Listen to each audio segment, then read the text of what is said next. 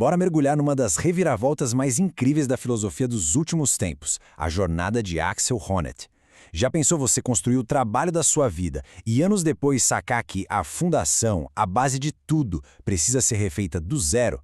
Pois é, foi exatamente isso que Honneth fez com a famosa teoria do reconhecimento. É uma história sobre a coragem de um pensador de olhar para o próprio trabalho e mudar tudo. E o ponto de partida é esse aqui, nas palavras do próprio Honneth. Ele basicamente admite que mudou completamente de ideia sobre o filósofo Hegel. Sabe, o tipo de honestidade intelectual que a gente raramente vê. Quase como dizer, olha, eu estava errado. E é essa honestidade que torna essa virada tão fascinante e que a gente vai entender melhor hoje. Para a gente entender essa jornada, o nosso mapa vai ser este. Vamos começar com a ideia que deixou ele famoso, depois investigar por que esse primeiro modelo quebrou, e aí ver como uma releitura de Hegel não só salvou a teoria, como levou para um lugar totalmente novo, com foco na sociedade. Ok, primeiro de tudo, vamos entender a ideia que colocou o Axel Honneth no mapa da filosofia. Ele é um cara central na chamada teoria crítica, e a grande sacada dele foi a teoria do reconhecimento. E essa ideia, olha, mudou o jeito que a gente pensa sobre o que é justiça e sobre quem a gente é. A ideia, no fundo, é bem simples, mas é muito poderosa. Pensa só, a gente não vira quem a gente é sozinho, num vácuo. A gente precisa que os outros nos reconheçam. Seja o amor na família, o respeito aos nossos direitos como cidadãos, ou o valor que dão para o nosso trabalho, cada pedacinho desse reconhecimento constrói a nossa relação com a gente mesmo. Mas claro, uma teoria ambiciosa como essa precisa de uma base, de um alicerce. E no começo, Honneth achou essa base no trabalho de um psicólogo social chamado George Herbert Mead. As ideias do Mead viraram literalmente a fundação sobre a qual todo o prédio da teoria do reconhecimento foi erguido. E o modelo do Mead é genial. Ele pensava na nossa personalidade como se fosse um campo de batalha. De um lado tem o eu, que são nossos impulsos mais crus, espontâneos, sabe? Aquela faísca de rebeldia. Do outro lado tem o mim, que é a voz da sociedade dentro da nossa cabeça, as regras que a gente aprendeu. Para o primeiro Honneth era justamente nesse choque, nessa luta interna, que nascia a energia para as lutas sociais por reconhecimento.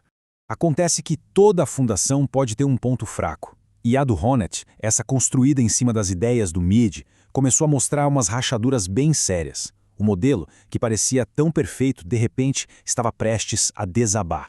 A primeira grande rachadura foi, digamos, moral. O Honneth se deu conta de que o modelo de Mead, por ser muito focado em impulsos quase biológicos, não conseguia responder uma pergunta-chave. O que faz uma luta por reconhecimento ser justa? Porque, uma coisa é dizer que as pessoas se rebelam. Outra, bem diferente, é conseguir provar que elas têm o direito moral de fazer isso. Faltava essa justificativa.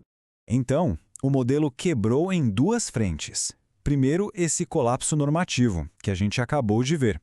E depois, um colapso motivacional. O Honneth percebeu que, no fim das contas, o modelo do Mead acabava eliminando o próprio motor da rebelião, que era o eu espontâneo. E aí, se essa fonte de energia some, de onde vem a força para lutar? A base inteira simplesmente não se sustentava mais. Isso deixou o Honneth com um problemão nas mãos. Se a base psicológica ruiu, onde é que ele ia encontrar um novo critério para dizer que uma luta é justa e, ao mesmo tempo, entender de onde vem a motivação para ela? E a resposta, olha que curioso, veio de um lugar que o próprio Honneth já tinha meio que descartado. Ele voltou para o filósofo G.W.F. Hegel. Mas não o jovem Hegel, e sim o Hegel mais maduro, autor de um livro que, ironicamente, o próprio Honneth antes via como um beco sem saída. Foi relendo a obra-prima de Hegel, A Filosofia do Direito, que a ficha caiu para o Honneth. Ele percebeu que Hegel não estava só viajando num sistema abstrato. Na verdade, ele estava descrevendo a nossa realidade social como um conjunto de relações de reconhecimento que, com o tempo, viraram instituições. A família, o mercado, o Estado. E essa é a grande virada. O problema deixa de ser um conflito dentro da cabeça de alguém e passa a ser uma questão da arquitetura da nossa sociedade. A pergunta muda de como a nossa personalidade se forma para como a gente organiza uma sociedade justa. E o legal é que essa nova leitura de Hegel não ficou só na teoria, não. Ela deu para o Honneth uma ferramenta nova e super poderosa para fazer crítica social. Um método que ele batizou de reconstrução normativa.